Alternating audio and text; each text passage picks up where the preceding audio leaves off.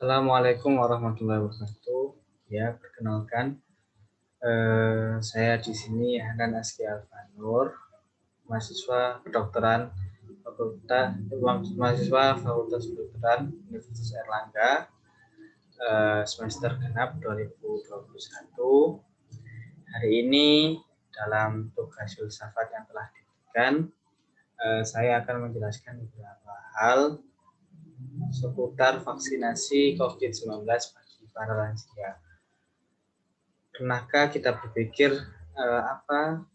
apakah tidak bahaya vaksin yang baru ini diberikan pada lansia, pertama jika itu orang tua kita yang berumur lebih dari 60 tahun, apakah tidak ada kekhawatiran khususnya dari para masyarakat juga. Kemudian apakah vaksin ini telah benar-benar aman dan bisa diberikan pada para lansia. Jadi hari ini saya akan bahas itu. Pertama-tama, virus COVID-19 ini dapat dicegah dengan banyak hal. Mungkin cuci tangan, kemudian menjaga jarak, memakai masker,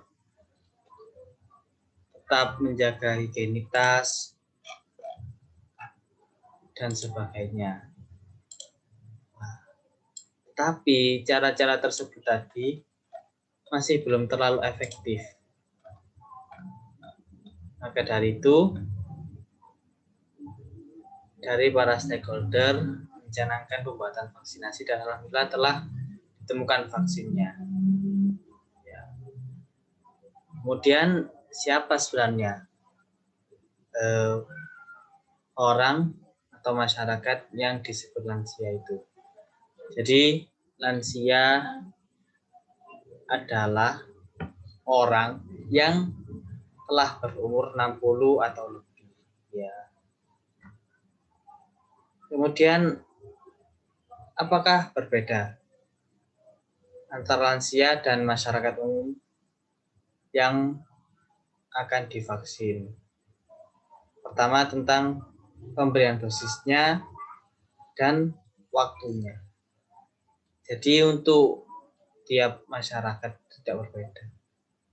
Tiap vaksin mempunyai rentang waktu yang berbeda. Jadi misal dosis pertama disuntikan hari ini, untuk vaksin produksi Sinovac dan Bio Farma mempunyai rentang waktu 28 hari. Sedangkan untuk produksi AstraZeneca, dosis kedua akan diterima setelah 12 minggu dosis pertama diberikan. Kemudian, di mana para lansia dapat menerima vaksin? Jadi, para lansia dapat menerima vaksin dimanapun para lansia berada, di pos pelayanan atau sentra vaksinasi, dan juga bisa di rumahnya tanpa dilengkapi surat keterangan domisili pun. Nah, kemudian,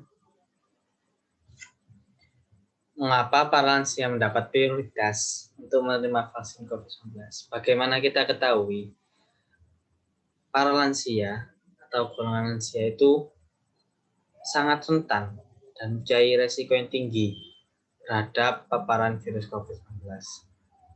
Risiko yang dihadapi atau akibat yang akan muncul ketika telah terpapar COVID-19 juga sangat berbahaya. Berdasarkan data yang telah dikumpulkan, 10,7% kasus terkonfirmasi positif COVID-19 berasal dari lansia. Dan hampir setengahnya, 48,3% dari kasus pasien meninggal COVID-19 adalah kelompok lansia. Hal ini menjadikan lansia prioritas vaksinasi COVID-19. Dan alhamdulillah setelah uji klinis yang telah dilakukan, belum ditemukan efek kematian atau kematian yang disebabkan oleh vaksin COVID-19, kecuali disertai dengan penyakit komorbid. Nah, kemudian bagaimana cara dan syarat yang harus dipenuhi oleh para lansia agar dapat menerima vaksin? Terdapat dua mekanisme. Yang pertama, melalui fasilitas kesehatan dengan mendaftar dulu di www.kemkes.go.id dan sehatnegeriku.kemkes.go.id serta situs resmi Komite Penanganan COVID-19 dan Pemulihan Ekonomi Nasional di www.covid19.go.id. Di dalamnya terdapat sejumlah pernyataan yang harus diisi. Dalam mengisi data tersebut,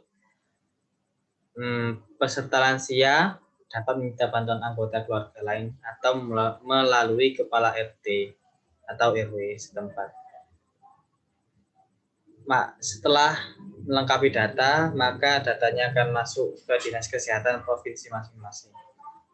Selanjutnya, Dinkes akan menentukan jadwal termasuk hari, waktu, serta lokasi pelaksanaan vaksinasi kepada masyarakat lanjut usia.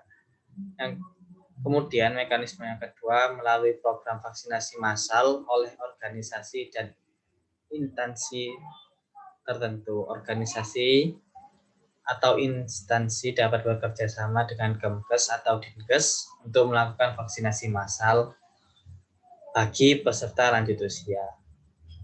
Organisasi dan instansi yang sudah menjalin kerjasama akan menentukan jadwal, termasuk hari, waktu, serta lokasi pelaksanaan vaksinasi kepada masyarakat lanjut usia. Dari sini disimpulkan dari perspektif epidemiologi, vaksinasi diketahui sebagai salah satu komponen yang dapat membantu tubuh untuk membentuk antibodi dan memperkuat sistem kekebalan tubuh, sehingga ketika sedang terserang penyakit, vaksinasi dapat membantu untuk melindungi tubuh kita dari serangan penyakit tersebut. Mungkin itu saja yang dapat saya sampaikan. Jika ada salah kurangnya, saya ucapkan mohon maaf sebesar-besarnya. Wabillahi taufiq wal hidayah. Wassalamualaikum warahmatullahi wabarakatuh.